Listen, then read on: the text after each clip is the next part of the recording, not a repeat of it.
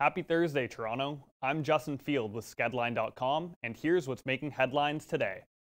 Prime Minister Justin Trudeau held a press conference this morning at the National Press Theatre in Ottawa.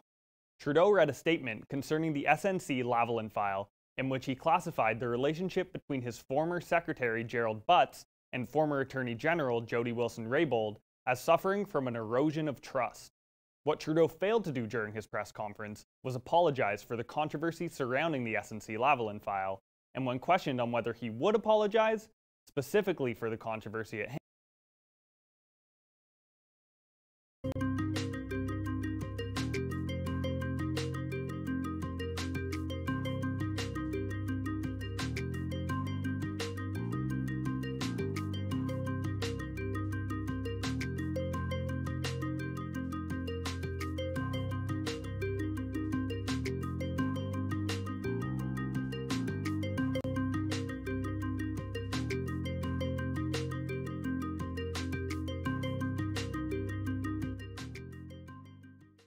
Happy Thursday, Toronto. I'm Justin Field with skedline.com, and here's what's making headlines today.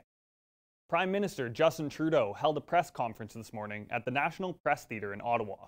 Trudeau read a statement concerning the SNC Lavalin file, in which he classified the relationship between his former Secretary Gerald Butts and former Attorney General Jody Wilson-Raybould as suffering from an erosion of trust.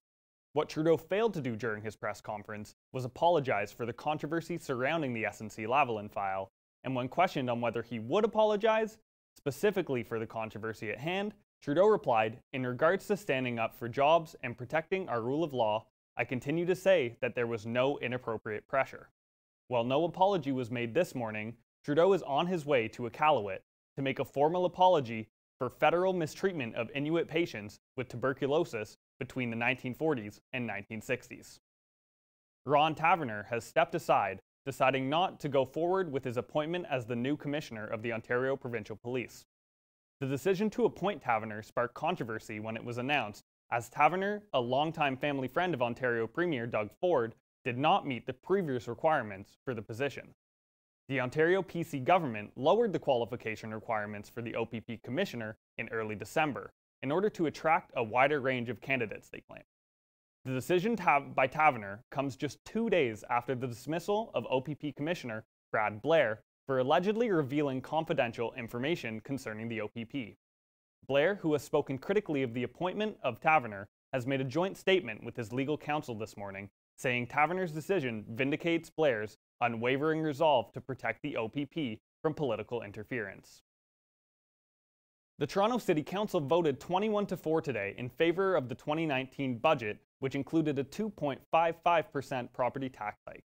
The new budget also includes $126 million for the TTC, which will be allocated to the Downtown Relief Line, as well as $30 million for the Toronto Police, some of which will go towards hiring another 300 officers.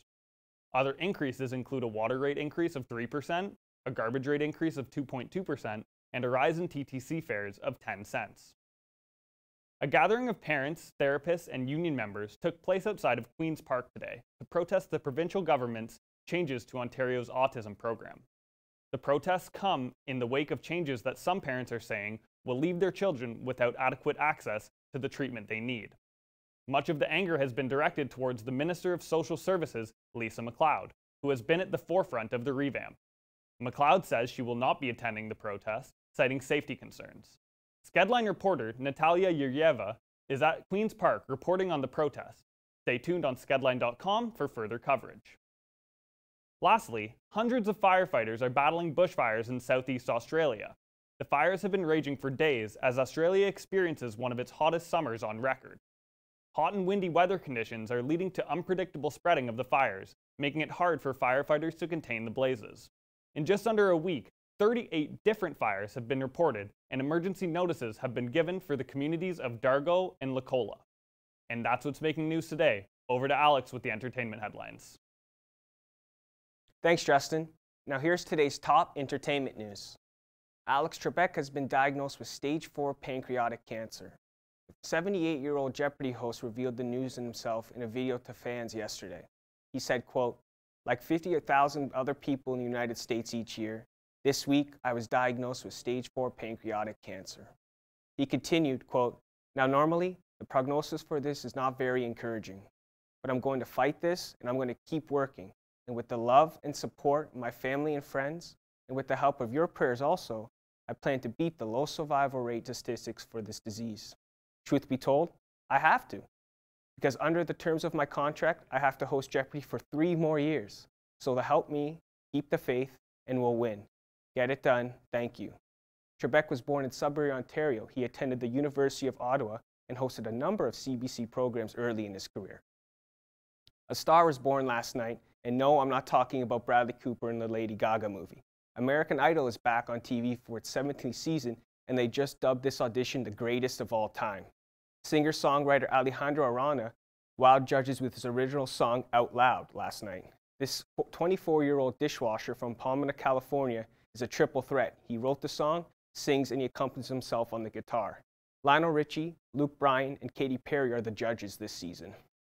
Judge Lionel Richie told Ariana that he's inspired by his talent. Quote, "You have such a career, and the fact that you don't know it makes it even more special. There's nothing like you, my friend." Judge Luke Bryan said, quote, "I feel like I'm in the presence of greatness," the country singer says. "I'm so glad that you are here. It's like watching my favorite movie that I did not want to end." And Judge Katy Perry agreed, saying, "I think you're really special. I think you're an absolute genius." Queen Elizabeth II has posted her very first photo to Instagram, although it wasn't a selfie. She instead posted 2 images letters sent to Queen Victoria's husband, Prince Albert, Queen Elizabeth's great-great-grandfather. The first only women's spacewalk is finally happening. For the first time in history, an all-female crew will conduct a spacewalk at the International Space Station. As part of Expedition 59, NASA astronauts Anne McClain and Christina Koch will carry the spacewalk on March 29. They'll be supported on the ground by Canadian Space Agency Flight Controller Kristen Flacco, who will be on console at NASA Johnson Space Station in Houston. Now here is Sierra with sports. Thanks, Alex. Here's what's happening in sports today. The men's Humber volleyball team faces the Vancouver Island Mariners in the 2019 CCAA Nationals tournament tonight. The quarterfinal begins at 7 p.m. in Red Deer, Alberta. The Toronto Maple Leafs lost in a 3-2 game against the Vancouver Canucks last night, leading the game 2-0 until the 3rd period. The Leafs lost after the Canucks' final goal score in overtime. The Leafs play the Edmonton Oilers on Saturday at 7 p.m. Los Angeles Lakers star LeBron James bypassed Michael Jordan on the NBA all-time scoring list. After climbing the ladder past legends Dirk Nowitzki in October and Wilt Chamberlain a month later, James now places as the 4th all-time scorer in the NBA. Boston Red Sox pitcher Stephen Wright has received an 80-game suspension after testing positive for using performance-enhancing substances. Wright released a statement following the news saying he was shocked and had never intentionally taken any performance-enhancing drugs. The pitcher will not be eligible to receive his $1.3 million salary while suspended. I'm Sierra Guido for skedline.com.